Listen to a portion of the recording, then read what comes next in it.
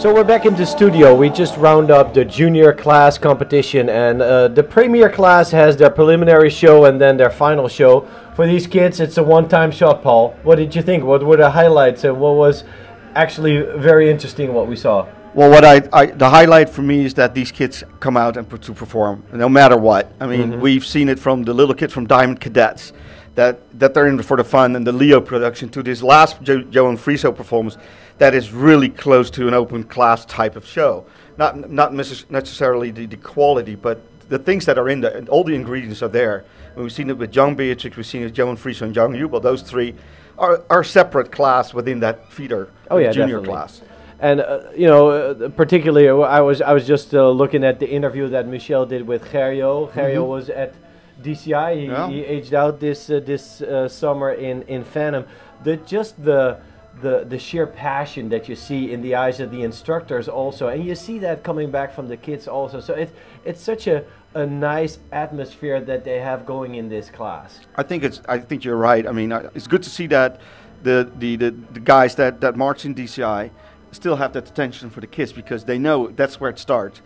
That Joe and Friso, that's the future for Juliana, like young Jubel is for Jubel, of course. Yeah. And so you have to put in time there. And the thing is, you have to keep it with them. I mean, the show needs to relate to the kids, and that's of course always very hard, because before you know, you do this very intricate show that nobody understands. But I think today that all those shows are very easy to relate to. It's for the audience, you can relate to it, but also for the kids on the field, I think. And there's been years when I think like a couple of years that that wasn't the case. Instructors would make too much of an abstract show that the kids couldn't relate to. The audience had a hard time understanding. Luckily, we've passed that, and you see the amount of knowledge that is in those staff teams has increased. And we just talked about the level of performance that keeps growing over the last couple of years. That might very well be the cause there too. Just more knowledge, more experience coming from DCI, not only to the senior course, but also to the junior course. And I think that's where it should be. It should be at the juniors, because that's where it starts. That's where we grew up. When we started to pick up the drum or the trumpet, that's where it starts. And so if you put the time and effort in those kids, it'll pay off. And I think that's what I've seen from Gerjo, but I've seen with the other course too.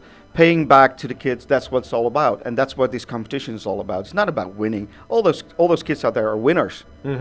They sure are. And in a while we're going to go to the award ceremony, because they're all winners, but still there's going to be a bronze, there's going to be a silver, and there's going to be a gold. And you know that those kids, after coming off the field, they wonder, what's going to happen next. I think it's going to be interesting looking at the shows. I mean, obviously the last three are in a pack that could take captions away. I mean, I saw wonderful things in the color guard of young Beatrix, but also with Joe and Friso color guard, very strong. The effect that Joe and Friso creates is far different than young Jubel. But hey, which is going to be on top? I wouldn't know. It's funny how all those three cores, you say the effect that they create, they have a different signature from core to core, but their signature is very alike from the core that they're feeding.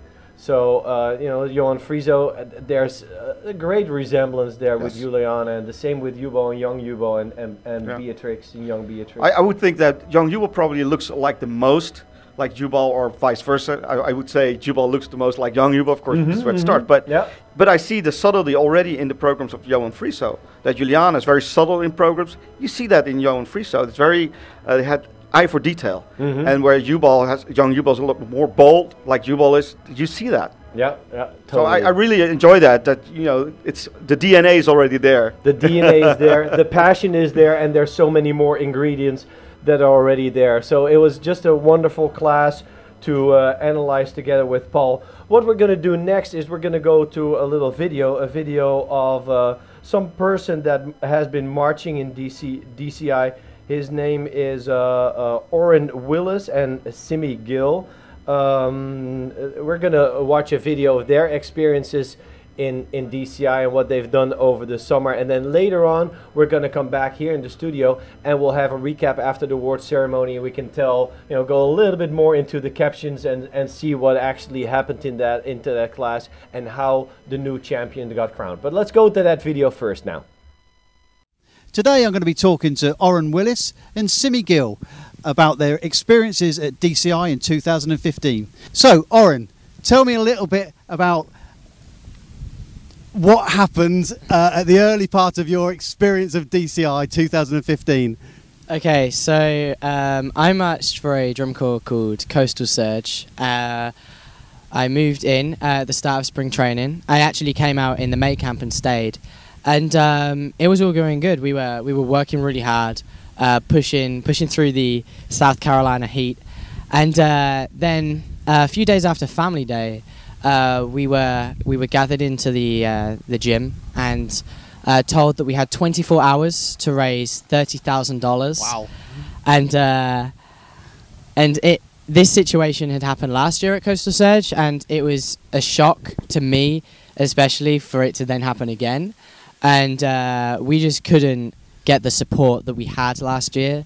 And unfortunately, 4 weeks of hard work ended on the Monday after Family Day. So at that point, we had a lot of decisions to make whether we wanted to march with another corps, because it was very hard because we'd gone through a lot with Coastal Surge. Yep. A hell of a lot. I can imagine the emotional roller coaster of that few days must have been intense. Definitely. And so it was kind of hard to say, okay, do we want to put another uniform on? Do we want to say this is what it is? And then we got a few offers that, were incredible, and we were very, very grateful. And then we got an offer from Spirit to go as alternates, and I think it was very exciting, very scary. It did take a bit of umming and ahhing, but I think it was the best decision I think we could have made. And to end the summer, they were just so welcoming, and it felt as if we had been there since the start, since May, since they'd all been there. Orin, what was the original motivation? I mean, I know you guys both, are Liberty people right from the start of your marching band and drum corps careers, but obviously DCI was one of the things that you wanted to experience. Yeah. And in 2008, I watched a video of the Phantom Regiment show. Spartacus, of course. It's like everyone my age. That's their show that seems to motivate them to do this. It was incredible. It was. I'd genuinely seen nothing like it, and immediately I wanted to get involved. I was part of a religious traditional organisation that played more traditional stuff, and I always wanted to play the snare drum. I had the opportunity to join Liberty Drum Corps, and I played bass for the first 3 years, and then went on to the snare drum. I've been with Liberty, part of Drum Corps now, for 7 years. So. Fantastic. And how about you, Simi? What was the thing that said, listen, I want to make this trip across 3,000 miles of open water? I think it was because I have been with Liberty for 6 years now, and it's just I've always wanted more out of it, and it was incredible. And seeing instructors come and go that have helped out at Liberty do DCI, and then seeing Orin go last year, to Coastal Surge, I really just went, wow, that's what I want to do. I want to be on Lucas Oil. What's the lasting memory of 2015 in your American adventure? I think it was probably our first full run of our Cast Into Darkness show, and we finished the show for the first time, and it was the one.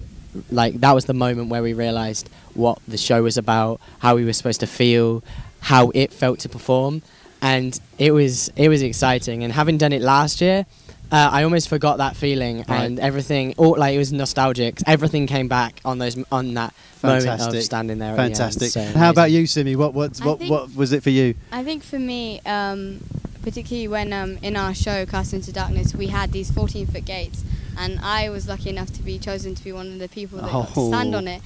We performed the start on that gate, and they played the music, and just looking out at the sky, it was incredible, and everything just seemed to fit, and I went, wow, this is drum corps. It just this hit. is it. This is the moment. Wow. Yeah. this is the moment. It was great. Absolutely fantastic. So listening to you guys, I'm now convinced that 2015 is certainly not going to be the end of your of your DCI adventures. Thank you so much for your time today. It's been absolute joy speaking to you. Thank you. I wish you all the very best for the rest of the season, and I look forward to being jealous again at the Lucas Oil next year, watching you guys on the field. Thanks very much indeed. Thank you.